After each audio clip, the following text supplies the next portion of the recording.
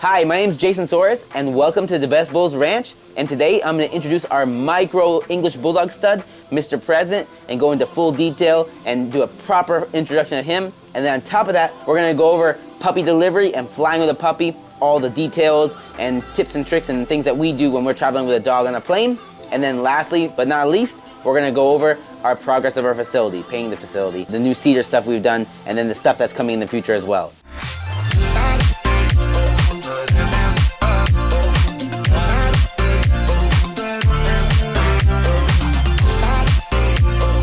Hi, my name is Jason Soares, and welcome to DaBestBulls Ranch.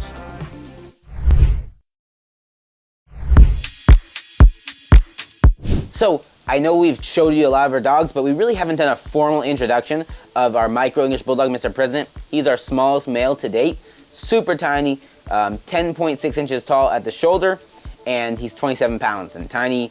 He's actually, honestly, one of my favorite dogs. He just has a very funny personality, very spunky, like little man syndrome, and he's just the cutest, sweetest, funniest thing. President, being a micro English Bulldog, he is a true 10.6 inches tall. Now the way you measure a dog and the way AKC measures and standard measuring a dog is from the front leg to the highest point in the back shoulders. So he's 10.6 inches right here and 27 pounds, and he's tiny.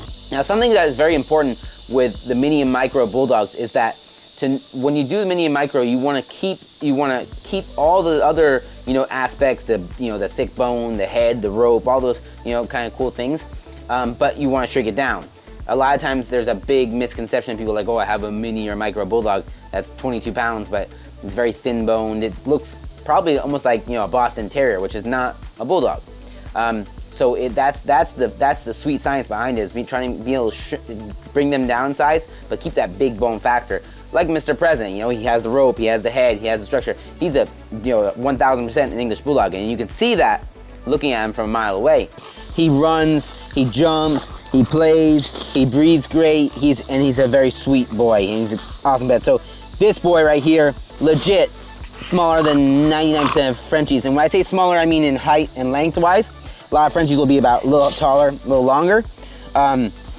Weight-wise, he's on the higher end of the spectrum. Usually Frenchies are under 30 pounds like he is, but he's smaller than most of them. He's just a thicker version, but he's absolutely gorgeous. And you can see that he's a true micro. That's a big thing too, that a lot of people say they have mini and micro bulldogs. They use it as like a marketing scheme, but they don't really have true micro. Like, this is very, very rare to ever see true micros, and that's why people come to me when they want a true mini or micro. Is you know that I have them. You know that we produce them. We have them. This is our boy, Mr. President. We should have Mr. President puppies soon too.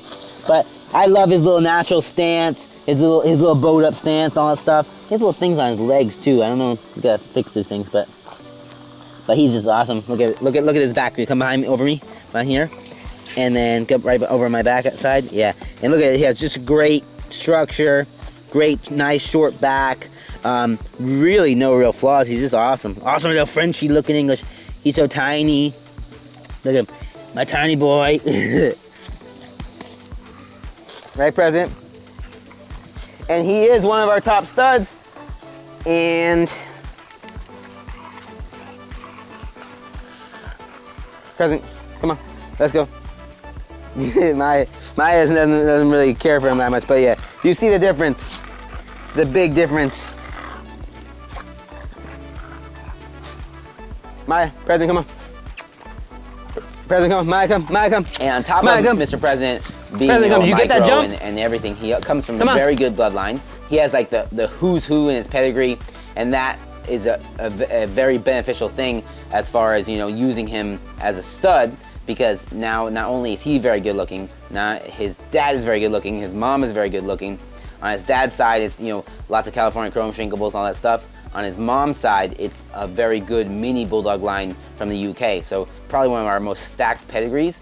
And then because of that, you're going to get a very consistent puppies from him, breeding him to the proper dog, or not even the proper dog, but you're going to get consistency from him because he has such consistency in his blood. He's not a fluke. His dad's small, his mom's small, grandpa's small, all those small. So he throws small, and then he has the really cool characteristics as well. So a little bit about Mr. President's stud information. So he is used and has been used all over the world.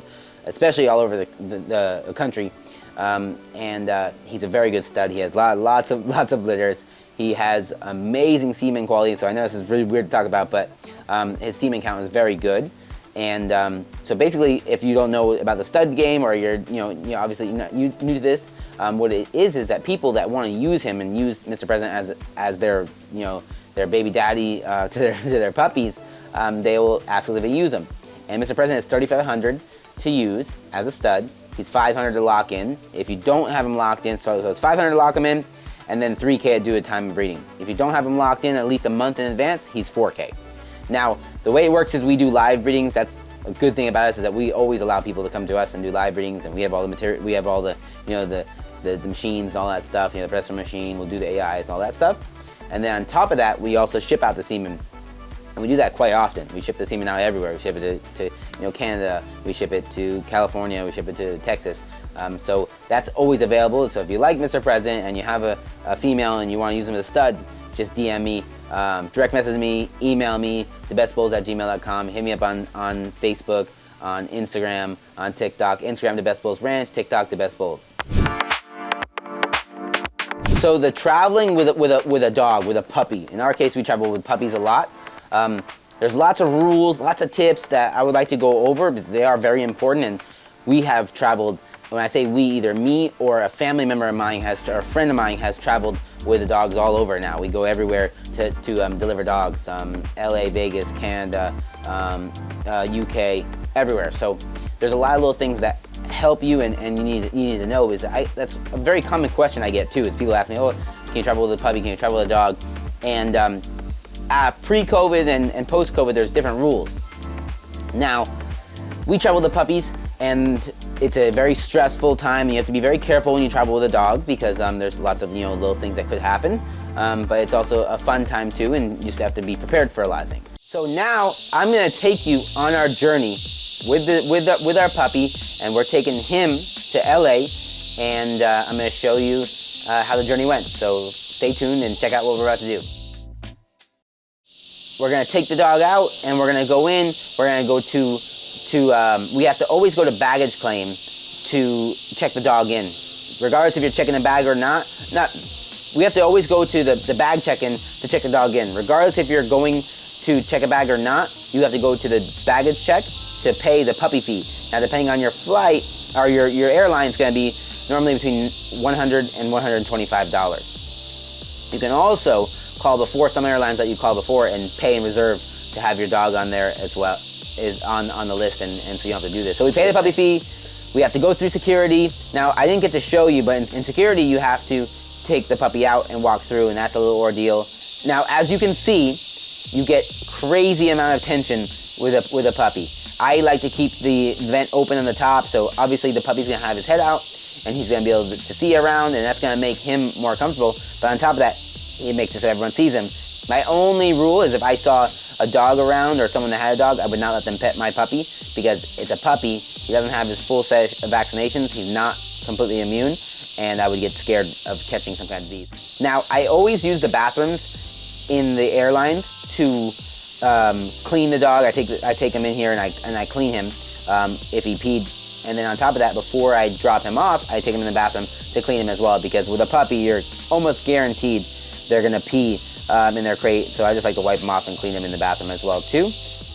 Now here we're on the flight. As you can see, I have the vent open. He's such a good boy, behaving really, really well. Obviously I have to reach down and pet him once in a while just to make sure he stays calm and stuff, but he's been very, very, very good. Now, something you're not allowed to do, that I do, and you can see, is you're not allowed to take the dog out. But I like to take him out and put him in my lap and get pictures and videos of him on my lap and scenery, and usually they're very cool about it, and if they see you, they'll just tell them to put him back down. But normally, you have to keep the dog in their little carry-on. Now, me personally, I like to meet the people at the baggage claim. That's where we do our deliveries too. So right here, I'm walking through the baggage claim, and I told Mario. Mario is the new owner of this boy, the new lucky owner. You like him?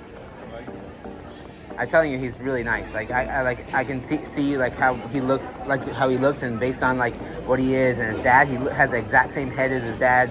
He has that huge Escobar Fury head, and that's what I know you like the structure.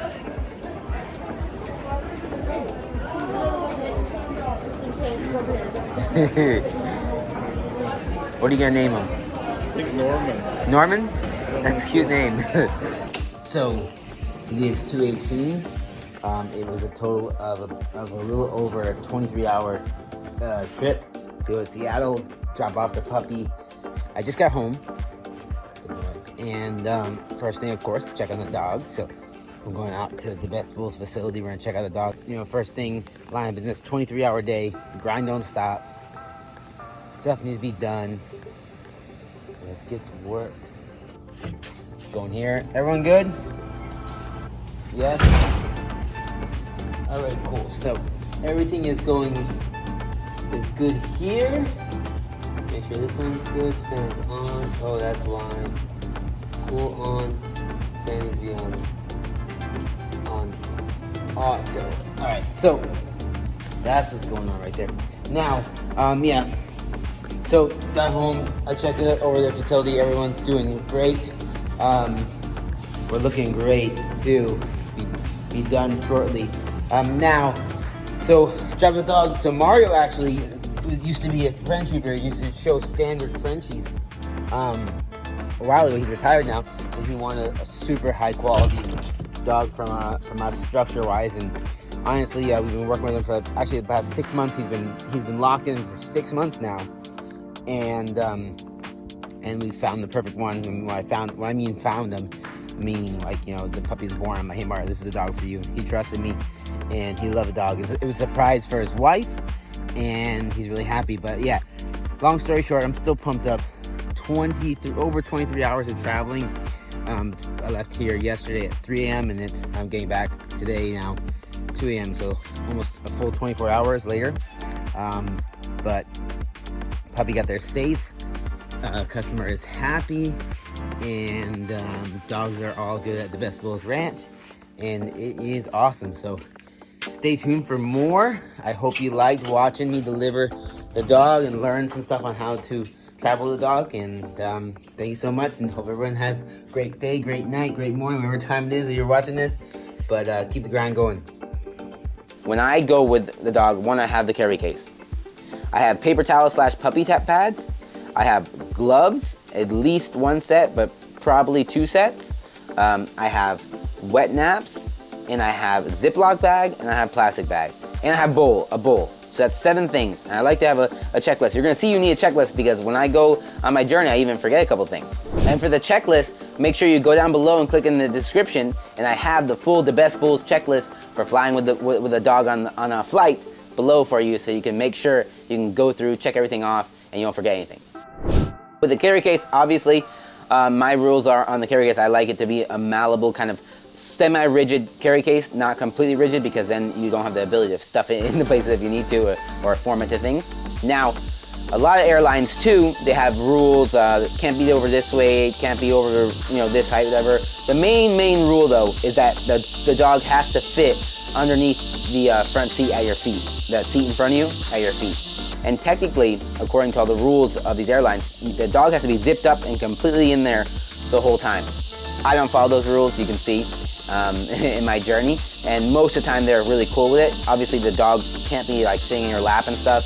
A lot of times they're gonna be very strict with that, but I like to keep the dog, I like it open so the dog can see. It also allows airflow in there more. Even though we have these mesh sides on the carrying case, that mesh still restricts heat from going in and out, so out, and it restricts still a little bit of airflow. It's not, you know, obviously completely open. So opening up the top allows a lot more airflow, allows heat to come out, and doesn't allow the overheating. And when we're talking about English Bulldog, French Bulldog, and the bully breeds, they overheat extremely easy. 1, because of just straight heat, and 2, especially with a puppy or a dog that's never been on the plane, they're gonna naturally get anxiety, and that's going to cause them to overheat as well. So you have those 2 factors working against you. So you want to make sure you have a very vented doggy case as well, and then on top of that, I like to keep it open in there.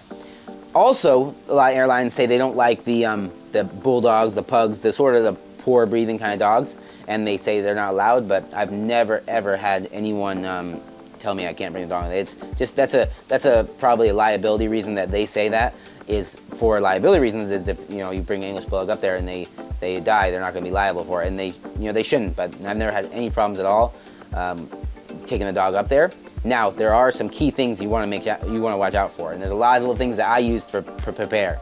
So for the other things on the list, okay, the gloves. The gloves is like a black belt tip. Like, and I'm from the MMA world, and like when you get taught like some tip that only like it's a very high quality tip that like a black belt would know because they've been doing this for 10 years, and it's just makes things a lot easier.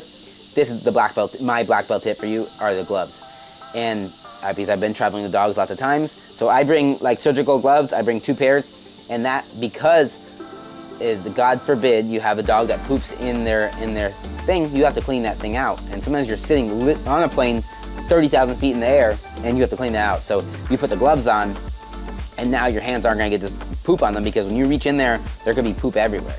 So I wear gloves, and then obviously we take the dog out, we clean. That's now where the paper towels come in. So I line the bottom with paper towels. So for example, if the dog did pee or poop in there, it should be easiest to take them out and then just switch it.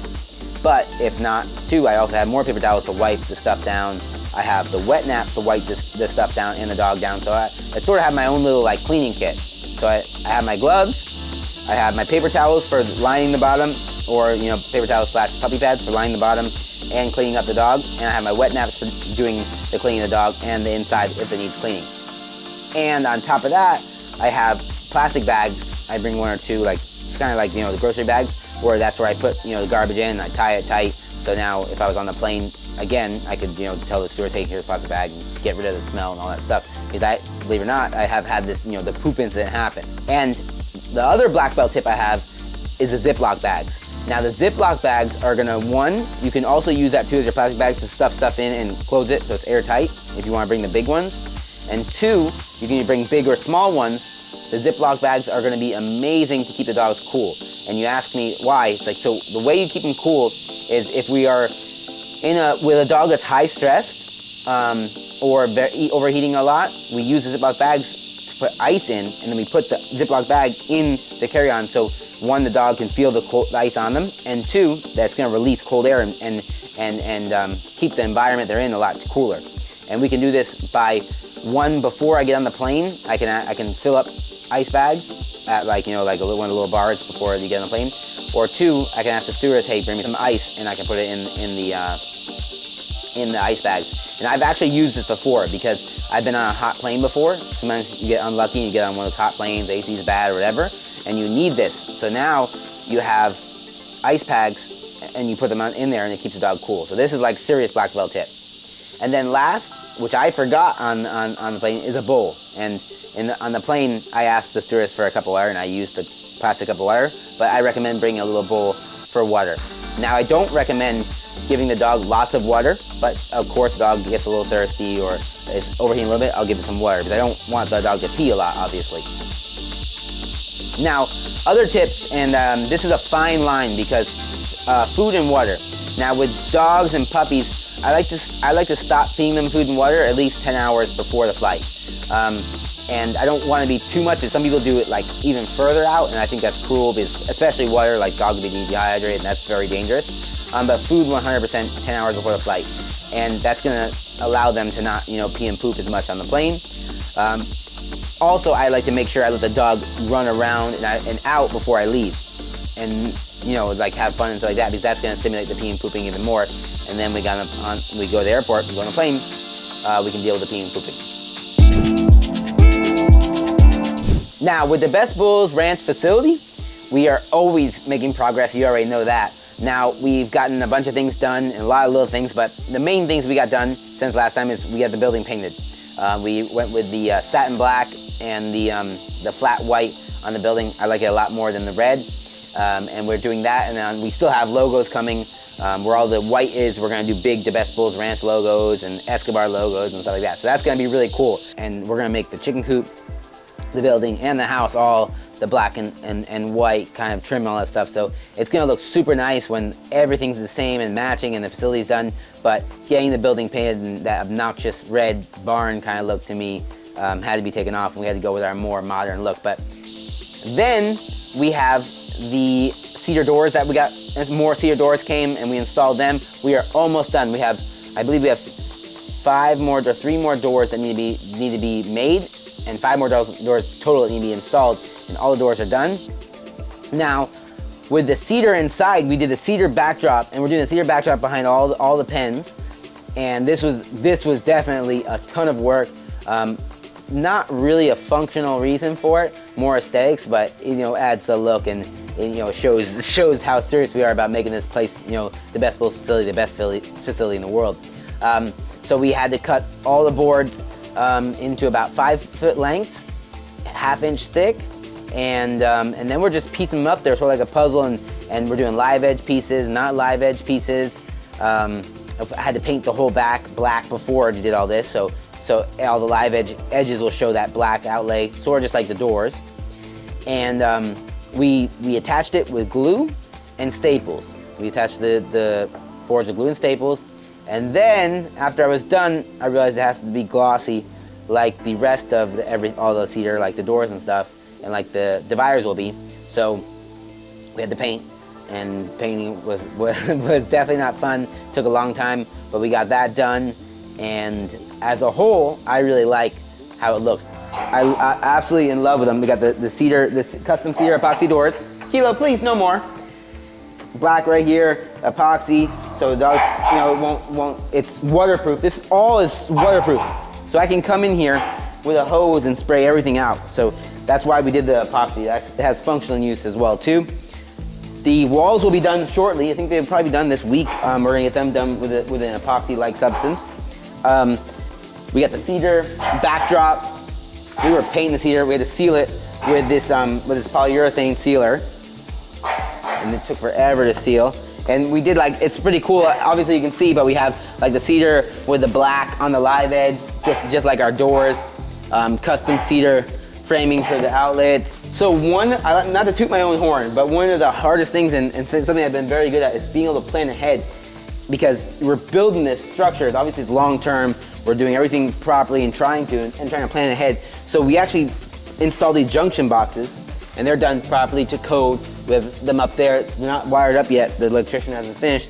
But these junction boxes are now gonna give us the ability, it's electricity, to run anything we need. They're gonna have covers on them as well, but it's gonna be for the future. So if I wanna do my electric doggy doors or any lighting or anything like that, it's gonna make it so now I don't have to break down the wall and go behind or have cords hanging around. So it's just we have a junction box and everything. We're just doing everything to the best we can and making sure we're playing the future so everything lasts. And we're not doing stuff to last for 1 year or doing stuff so it needs to be redone. We're doing it right the first time, and if it's not right done the first time, it takes a lot more effort and work. So we're doing that. So that was awesome.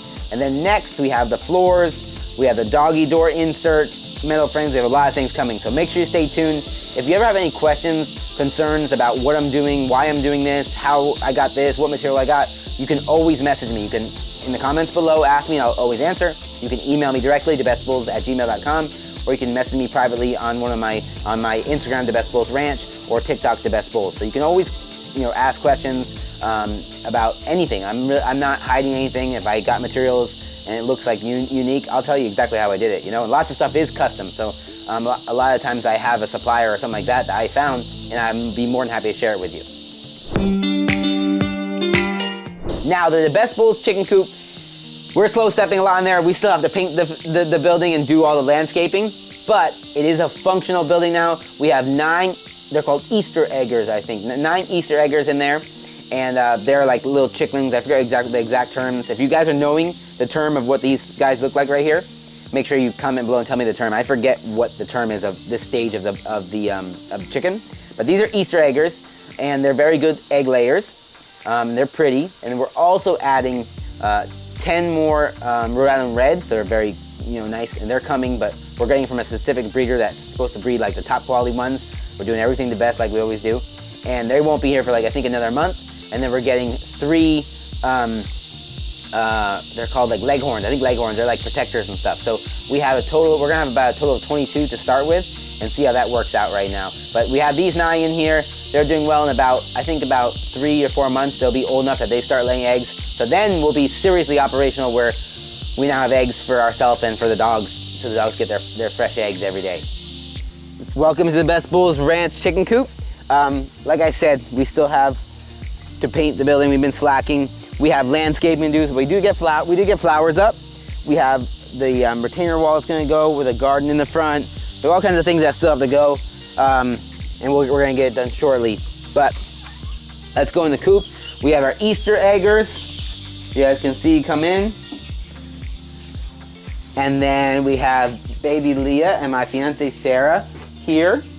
They're just chilling. So I'm not let me close this door real quick, home. So I am not the caretaker of these chickens. This is for my daughter and my fiance to do. Sarah is the boss of these ones. So if you guys have any questions, you comment below and I'll have Sarah answer them about them. But yeah, these are Easter eggers. Can you get one, please? When I catch one of them. Catch one. Is there one right here behind the thing? Or do they just run inside? I'll try to catch one right now. Yeah. See if it, record me catching it. They're really fast. Wow, I don't want to hurt them.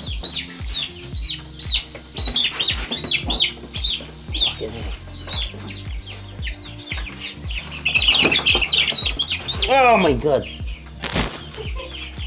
No. I know that. I just don't want to hurt them.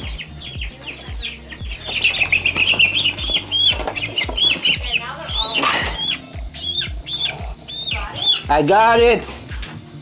My Easter egger.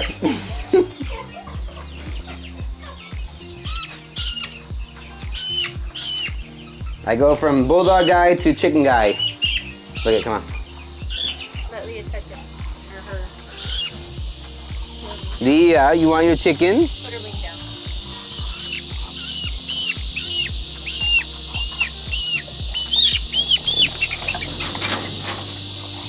Sorry, Leah. Things are strong. So this is the chicken coop. Hopefully we'll have eggs, and this thing will be operational in the coming months. But it's the first batch. Like I said, we have the Leghorns and the Rhode Island Reds coming. So the progression of Sushi and Taki. They are now 3 months old, a little bit over 3 months old. Now they're both progressing a little differently, and it doesn't mean that one's going to be better or worse than the other one at this stage. It just dogs develop differently. Now, Sushi obviously is set for stardom. She's just on an insane track, so it's very hard to compare her to anything. They're both from the same mom and dad, Sushi and Escobar. Sushi, in my opinion, is definitely leading the way. Smaller, thicker, better head, better rope, everything, and a female as for that. Taki is a little lankier now. I like to see his head get bigger and his rope pop. Now, we're hoping that happens. Maybe it doesn't fully happen, but like I said, they develop differently. Sometimes they really pop like at 6 months or a year or whatever. So we're gonna see. I can almost guarantee he's gonna be an amazing looking boy. I don't think as good as Sushi. That's obviously my bets and pretty much everyone else's bets. But we're gonna see. Like Sushi is amazing, and they're going really well. They have thick. I mean, I like showing all her structure and everything. Her nice stance. Taki's just being crazy right now. Let's put him over here. And yeah, Sushi's just awesome. And still very small. Taki is a lot bigger than her, but he's a male. And nice bone. But like I said, I want his head and his rope to get bigger. That's his biggest flaw right now. Taki, calm down, please. Relax. But they're brother and sister, and it's going to be a fun progress. We're going to watch them until they're 2 years old. That's when they're fully done and developed, and we're going to see how they look and what they become, and we're going to compare, obviously now till later. So it'll be a fun progression. Both super nice. Sushi's more of my baby.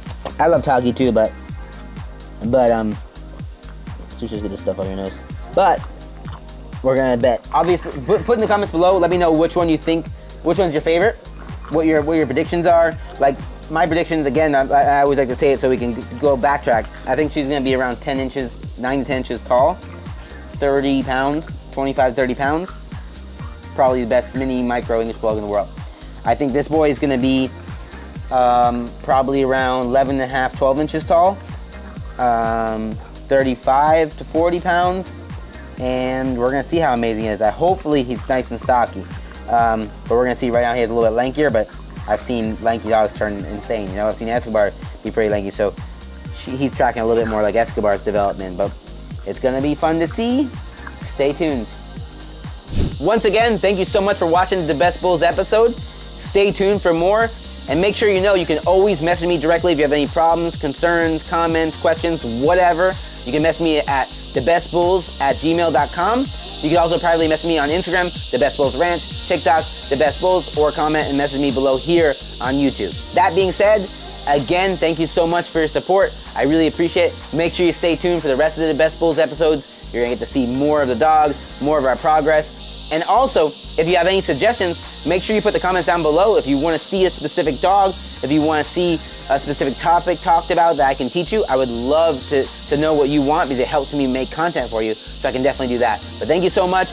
Make sure, please, please, please, that you click down below, you click subscribe, you click the bell so you get alerts, and you make sure you stay tuned for the next episode.